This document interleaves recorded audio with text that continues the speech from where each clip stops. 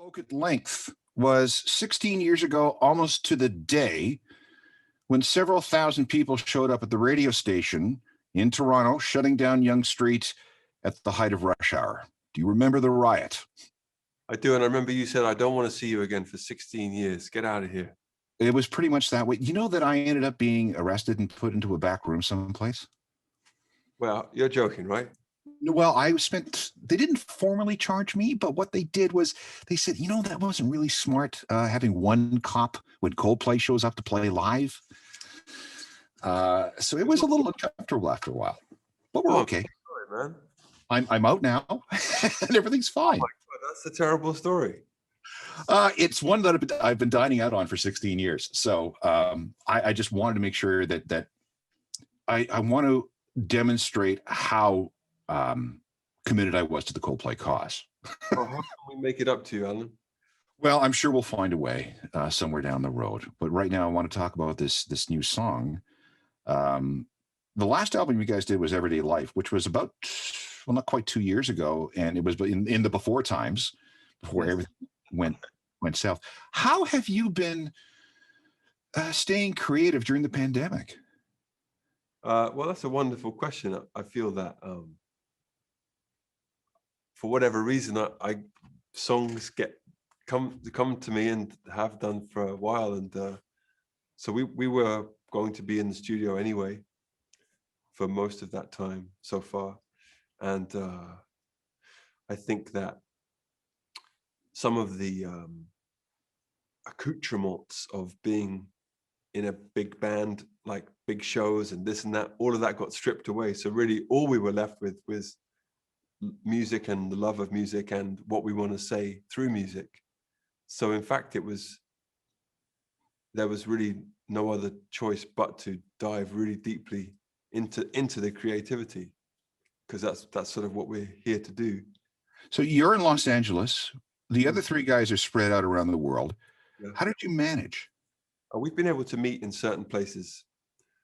Some countries have allowed us to record there in a bubble, So we've always been in bubbles, but we've actually done quite a lot all together. And then we have remote stuff too, and that's how we worked anyway, because I like to have some time on my own, and so does everybody else, and prepare things. And then the way we had been recording for the last 4 or 5 years is more like how people make films, So we'd all know the script and then meet and film it or record it, and so we just kept that pattern going.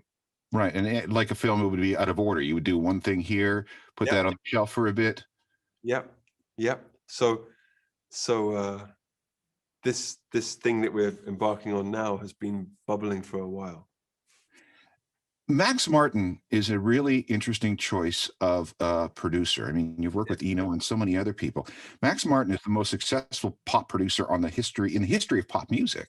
Yeah. So how did you come to work with him? Well, it's funny because I had to say to him the other day, I said, Max, just know that the way our band works is slightly different. Sometimes our songs take a while to, grow on people. So don't expect your normal numbers. So, but Max, well, of course, I've loved Max's work from afar for a long time. And we met some years ago at a Rihanna show.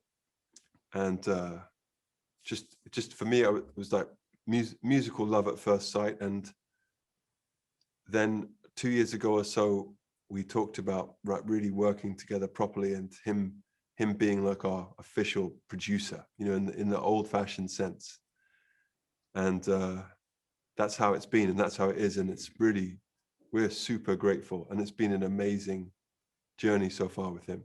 I think we could talk for hours about his techniques, his methods of working. Yep. And he must have brought out something that you guys didn't know you had. Yeah, absolutely. And he brings a skill set that we don't have. So, but for me, it was really interesting because it's the first person that I've really let come, like about 16 months ago.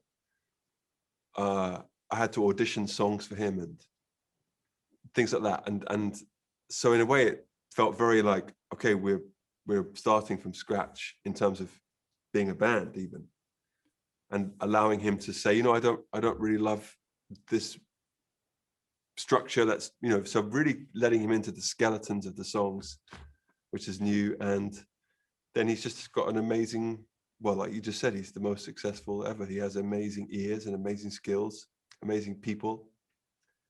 And I think it's been fun for him also to work with a group like us, because we work differently too. The new single is called Higher Power. It's coming May the 7th. I listened to it, and we were talking about it, and it makes me think of Michael J. Fox walking down the street in a 1980s movie in 1986 wearing Reebok high tops and a puffy jacket. It really does. Is that a fair characterization?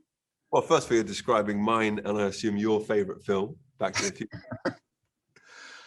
Anything that evokes that is fine by me, because that makes me happy to be alive, that film still. So yeah, I mean, of course, if you use synths, you're going to get a bit of that vibe. But I think I just happy if it evokes anything for anybody. So if that's what you think of, then awesome.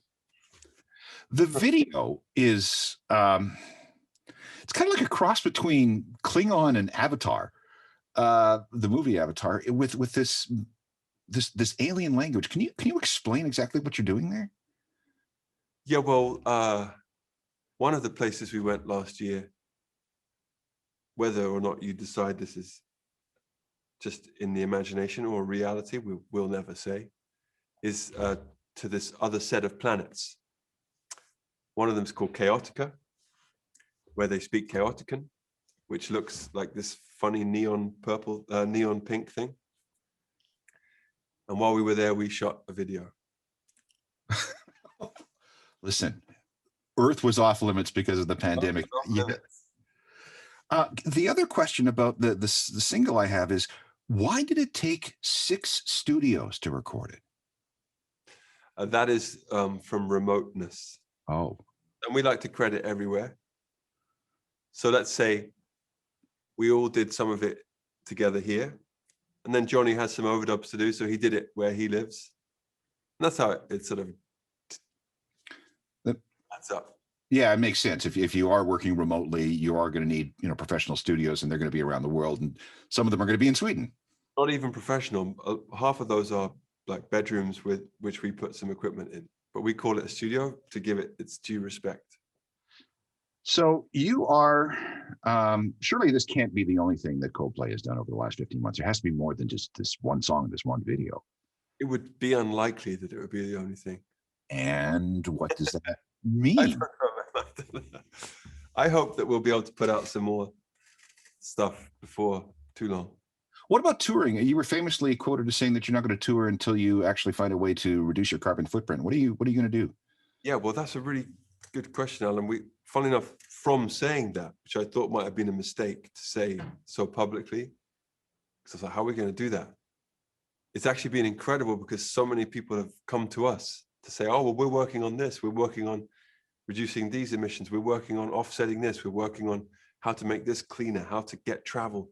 So the last year or so has been really cool in terms of finding people who are experts in their particular field, climate-wise. And so when we are able to tour again, it will be hopefully significantly cleaner and greener, and always aspiring to be more so. Well, I know that you're on the Brits. You'll be in front of 4,000 people, which would be kind of nice. You've got an American Idol appearance coming up on May the 9th. Yes. And I would like to invite you back to the radio station for my next Coldplay-induced riot, because it's good for business, and it's certainly very good press. Oh, well, we'll be there, man. And let me ask you, I love that you have Swanage on your T-shirt. What is the significance of that? Oh, this is my sister's tribute band. My sister is I'm from Winnipeg, Manitoba originally. That is the city on the planet that has the biggest fan base for the movie Phantom of the Paradise. Right. Brian De Palma film from 1974. And my sister has even got a Phantom of the Paradise tribute band. Swanage was the name of the mansion where Paul Williams' character, named Swan, lived as he tortured poor Winslow Leach into making a cantata for the opening of his club called the Paradise. What an amazing answer to an innocent T-shirt question. I will get you a T-shirt. Thanks, man. All right. Thank you, Chris. And we'll. Great to speak to you again, man. See you before the next 16 years, okay? I hope so. Thank you. Bye.